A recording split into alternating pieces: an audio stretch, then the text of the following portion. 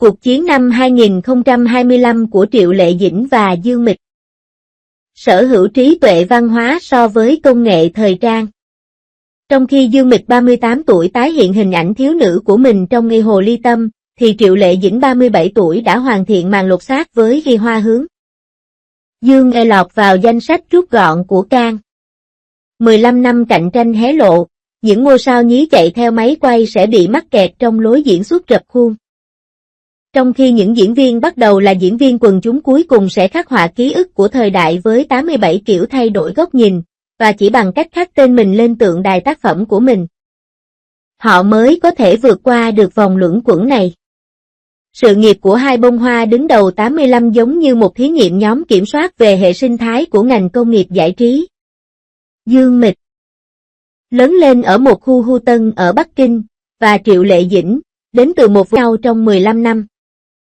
Từ một cuộc gặp gỡ tình cờ khi trao micro cho đến khi họ chia tay nhau trên thảm đỏ và trong ban giám khảo của một liên hoan phim. Cuộc thi này phản ánh sự thay đổi giữa thời đại giao thông và thời đại chất lượng. Dương Mịch sinh năm 1986 tại Bắc Kinh. Được đoàn làm phim Đường Minh Hoàng tuyển chọn từ năm 4 tuổi và trở thành ngôi sao nhí được ống kính máy quay săn đón. Cha cô là cảnh sát, mẹ cô là nhân viên toàn thời gian của con gái. Và mọi nguồn lực của gia đình đều dành cho con đường sự nghiệp của cô. Ngược lại, Triệu Lệ Dĩnh sinh năm 1987 tại một vùng nông thôn ở Lan Phường. Công việc đầu tiên của cô sau khi tốt nghiệp trường trung học kỹ thuật là phục vụ bàn trong nhà hàng. Khi cô xuất hiện lần đầu trên Yahoo Star Search vào năm 2006. Ngay cả giọng quan thoại của cô cũng mang giọng địa phương. Những biểu diễn theo kiểu giới Bắc Kinh trong những năm đầu. Chú trọng vào biểu cảm cách điệu, tạo nền tảng cho kỹ năng diễn xuất rập khuôn của cô sau này. Tuy nhiên, sự nghiệp diễn viên phụ của Triệu Lệ Dĩnh đã trở nên giàu có, trong 7 năm trong đoàn làm phim The Golden Wedding và Under the Power of the Sky. Cô đã quan sát diễn xuất của các diễn viên kỳ cựu như Trương Quốc Lập và Tanaka Yuko, và hình thành nên nguyên mẫu của trường phái kinh nghiệm tại buổi tiệc ra mắt phim về Hoàng cung năm 2010. Cảnh quay kinh điển khi Triệu Lệ Dĩnh lúc đó 23 tuổi trao micro cho Dương Mịch lúc đó 24 tuổi dường như là ẩn dụ cho số phận. Tượng Kim Lung Liêu Ly đã bán hết với giá 210 triệu nhân dân tệ. Chứng kiến một cách mới để khai thác di sản văn hóa phi vật thể, và chiếc túi đồng thương hiệu Gucci đã hết hàng trong vòng 48 giờ, tạo nên một cơn sốt trong giới thời trang. Triệu Lệ Dĩnh kết hợp để tạo ra một sở hữu trí tuệ văn hóa. Còn Dương Mịch sử dụng nét thẩm mỹ mới của Trung Quốc để tạo ra một lễ hội tiêu dùng đắt đỏ gấp 10 lần. Khi các ngôi sao nữ hàng đầu chuyển mình thành những nhà kinh doanh, cuộc chiến giao thông đã được nâng cấp thành một trò chơi kiếm tiền dựa trên chiều sâu văn hóa và công nghệ thời trang. Đằng sau làn sóng đầu tư của 416 nhà quảng cáo là một chiều hướng mới của trò chơi vốn trong ngành giải trí. Ngành giải trí năm 2024 vô cùng sôi động. Cuộc chiến thương mại giữa hai nữ diễn viên hàng đầu Triệu Lệ Dĩnh và Dương Mịch vô cùng gay cấn, một bên kiếm bộn tiền bằng cách bán tượng di sản văn hóa phi vật thể. Bên còn lại thì bán hết các mặt hàng xa xỉ mang nhãn hiệu riêng của mình. Cuộc chiến không có khói thuốc súng này thú vị hơn nhiều so với phim truyền hình. Triệu Lệ Dĩnh đã đưa ra một điều mới mẻ trong nghề hoa du ký, kết hợp giữa kỹ thuật và bức tượng thủy tinh màu thanh loan đã trở thành một hit ngay lập tức. Người hâm mộ liên tục hét lên quá đắt trong khi điên cuồng đặt hàng, và cuối cùng 210 triệu nhân dân tệ giá trị sản phẩm đã được bán ra. Đây không phải là hành động săn đuổi ngôi sao mà rõ ràng là đang trả tiền cho nền văn hóa truyền thống. Thậm chí còn tuyệt vời hơn nữa là bộ sưu tập trang sức Weber mà bà đã góp phần thiết kế. Vào ngày đầu tiên ra mắt tại SKP Thành Đô, cảnh tượng những quý cô giàu có xếp hàng để mua sản phẩm này không khác gì cảnh đông đúc đi du lịch dịp Tết Nguyên Đán. Người ta kể rằng có một bà đã trực tiếp chi 2 triệu nhân dân tệ làm của hồi môn cho con gái mình. Dương Mịch cũng không chịu thua kém. Chiếc túi tre mà cô hợp tác cùng Gucci đã bán hết chỉ trong vòng 48 giờ sau khi ra mắt và giá trên thị trường đồ cũ tăng gấp 3 lần. Chiếc váy theo phong cách Trung Hoa mới của cô Các blogger trên Xiaogung đều khoe phong cách giống nhau.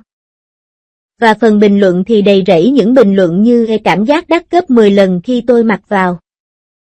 Trong quảng cáo thực tế ảo mới nhất, cảnh cô tương tác với hình chiếu 3D khiến cư dân mạng cho biết họ không thể phân biệt được đó là người thật hay AI.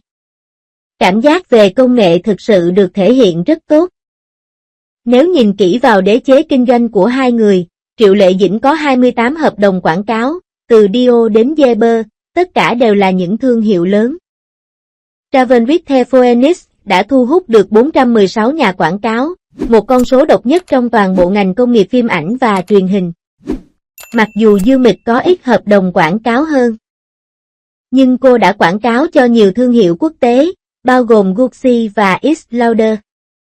238 quảng cáo của Y Hồ Linh Bà Mối có thể là giới hạn, tiếc lại gặp phải một nhân vật khó nhằn như Triệu Lệ Dĩnh. Tham vọng của Triệu Lệ Dĩnh không chỉ nằm ở diễn xuất, cô còn có con mắt đầu tư nhạy bén. Giá trị thị trường của công ty Strawberry Entertainment mà cô nắm giữ cổ phần đạt 69 tỷ đô la Hồng Kông và riêng lợi nhuận từ bộ phim A Travel with Phoenix mà cô tham gia sản xuất đã vượt quá 100 triệu đô la Hồng Kông. Đây không phải là một diễn viên. Cô ấy rõ ràng là một nữ doanh nhân.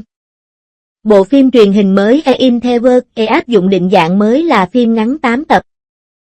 Phá vỡ kỷ lục trong giai đoạn quảng bá đầu tư khi có 416 nhà quảng cáo tranh nhau đầu tư tiền. Doanh thu phòng vé của bộ phim A Điều 20 đã vượt quá 2 tỷ đô la. Khi nhận giải thưởng, cô nghẹn ngào chia sẻ rằng trước giờ mọi người vẫn nói cô chỉ có thể vào vai những cô gái ngọt ngào, nhưng giờ đây cô đã. Dương Mịch đang rất thành công trong giới thời trang và sự nghiệp diễn xuất của cô cũng không hề bị bỏ quên. Ông vào vai một trùm gián điệp máu lạnh trong bộ phim Gián điệp về Cáp Nhĩ Tân 1944. Cái nhìn chết chóc trong đoạn giới thiệu khiến tất cả những kẻ ghét anh phải im lặng. Anh từng là giáo viên dạy nhạc trong chương trình tạp kỹ mới Music Apprentice. Mặc dù trình độ ca hát của anh bị cư dân mạng chế giễu, nhưng chủ đề này đã trở nên phổ biến trước khi lên sóng và số lượt đọc đã vượt quá 500 triệu. Với mức độ nổi tiếng và sức hút như vậy, thực sự không có ai trong ngành giải trí trong nước có thể sánh được với anh. Tình hình chiến đấu năm 2025 đã bắt đầu xuất hiện.